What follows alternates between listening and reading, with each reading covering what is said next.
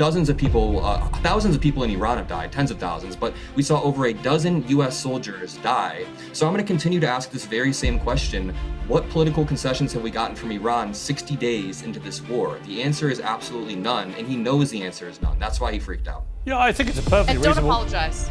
No, don't apologize for your I don't think you gesturing. shouldn't be apologising. No, I mean, yeah. Let me bring Geraldo in firstly, because Geraldo, you were on the panel. I want to play your reaction on NewsNation to what you saw on that panel. This clip has been everywhere, and for good reason. Adam Mockler presses Scott Jennings on CNN, and things spiral fast. Before we dive into the full story, comment where you're watching from, and don't forget to like and subscribe so you don't miss the next one. Then it escalates. Geraldo Rivera calls him out on NewsNation, Mockler fires back, and Kasparian steps in to defend him. This is more than a debate, it's a clash of media styles. Let's watch. Bring in Adam Mockler. Welcome to Uncensored, Adam. You've obviously hit the headlines in the last few days. For those who haven't seen it, I think it's up there with my Russell Brand clip as the two most memed and republished clips of the week. So let's take a look at your one. This is you with Scott Jennings at CNN.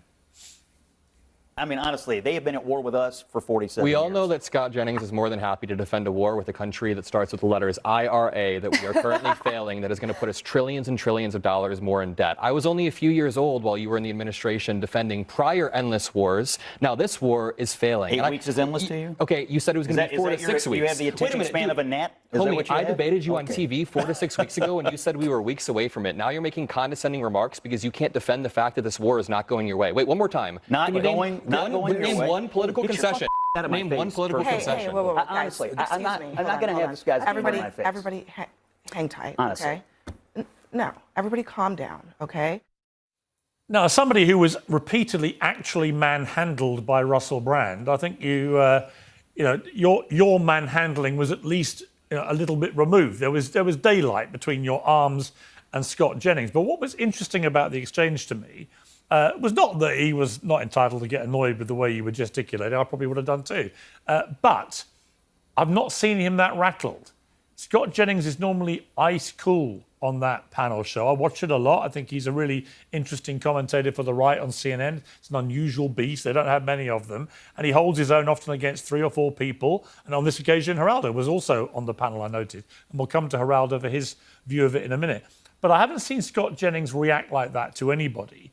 And that, to me, in the same way that I'm seeing with Donald Trump's slightly erratic and, quite angry and testy social media activity in the last few weeks, it just looks to me like people that have gone all in on this war in Iran, now it's not playing out in any way that they predicted or told everybody that it was going to play out.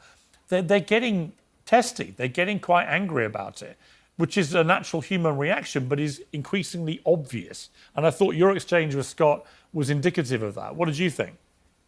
I don't want to take away from the point that I was making in the question that I was asking in that moment, because I have sat on panel after panel after panel with Scott Jennings as he lies about this war, not bound by any facts whatsoever, as he makes failed predictions, not bound by any timelines whatsoever, and as he condescends and trolls and provokes everyone else on the panel. I mean, even in the same panel, he made fun of my bedtime like 5 minutes earlier. So this is a man that's not bound by any facts or timelines or rules. So I said, I'm not going to be bound by rules that my opponent is not playing it. So you can say that I was gesticulating a bit too much. That's a fair criticism, but he could have politely asked me to tone it down. That is not what he did. He snapped because he realized he does not have an answer to the simple question, name one political concession we've gotten from Iran 60 days into this war. We've had moving, shifting timelines, shifting objectives for this war. They've been lowering the threshold for what victory is considered as. And just because I asked the question of, hey, what concessions have we gotten, that pisses him off. We've seen billions of dollars spent. We saw dozens of people, thousands of people in Iran have died, tens of thousands, but we saw over a dozen US soldiers die. So I'm going to continue to ask this very same question. What political concessions have we gotten from Iran 60 days into this war? The answer is absolutely none, and he knows the answer is none. That's why he freaked out. Yeah, I think it's a perfectly and don't reasonable... apologize. No, don't apologize for your I don't think you gesturing. shouldn't be apologising. No, I mean, yeah. Let me bring Geraldo in firstly, because Geraldo, you were on the panel. I want to play your reaction on NewsNation to what you saw on that panel. The kid was a dick.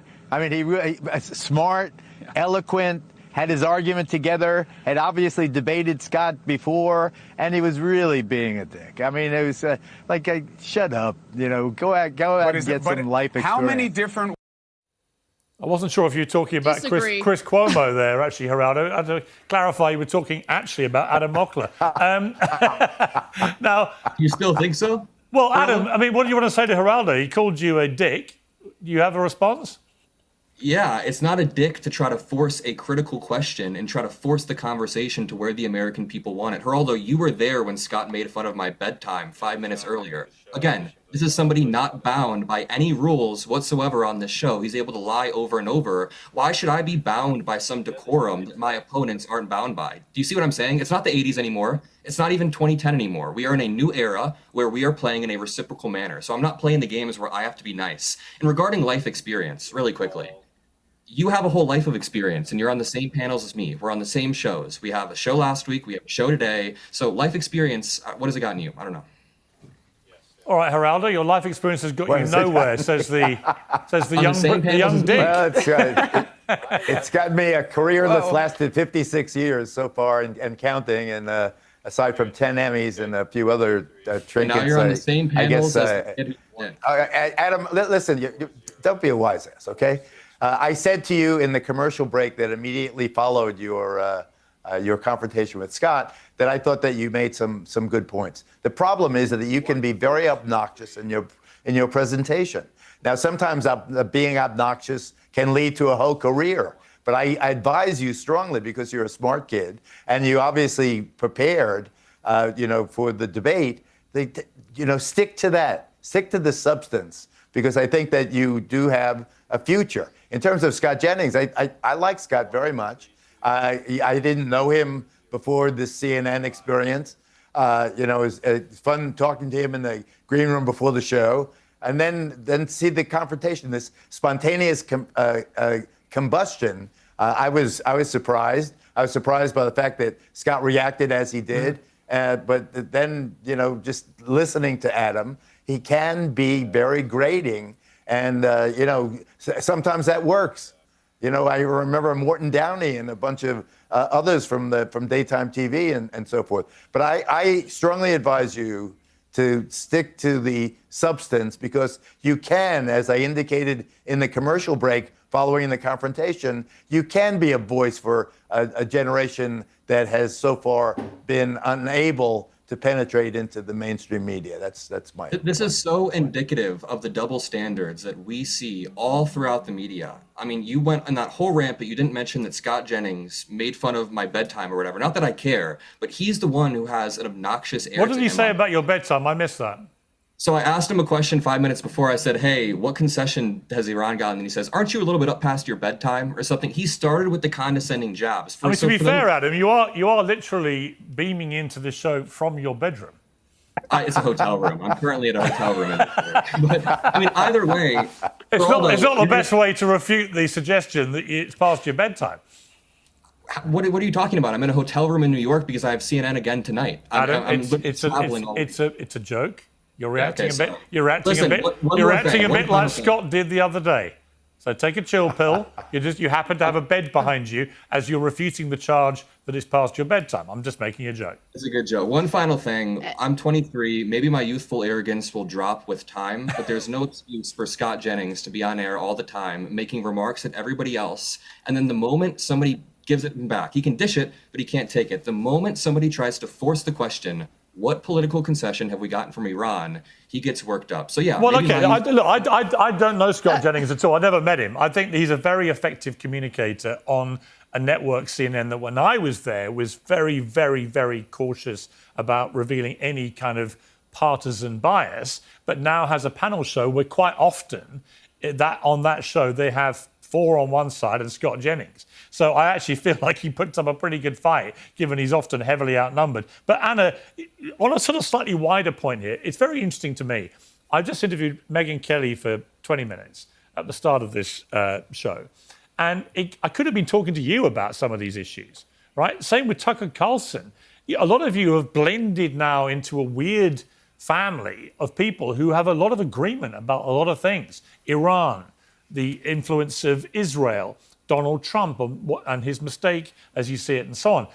Did you think a time would come when you would be siding rhetorically on these big, big issues with so many who are on the conservative right? And what does that tell you? And honestly, this is where the whole thing becomes frustrating to watch, because the double standard is impossible to ignore. Take Geraldo Rivera, for example. He had plenty to say about Adam Mockler's tone, but almost nothing to say about Scott Jennings and the way he engages on CNN night after night. That imbalance is exactly what stands out. And more importantly, the core argument just gets brushed aside, because Mockler isn't throwing random talking points. He's asking one very direct question. What has actually been achieved here? After weeks of escalation, massive spending, and real human cost, what are the tangible results? And instead of a clear answer, the conversation keeps shifting to tone, attitude, or delivery. That's not accidental. When a question's uncomfortable and there isn't a strong answer, the easiest move is to redirect, to criticize how it's asked rather than deal with what's being asked. And that's exactly what played out here.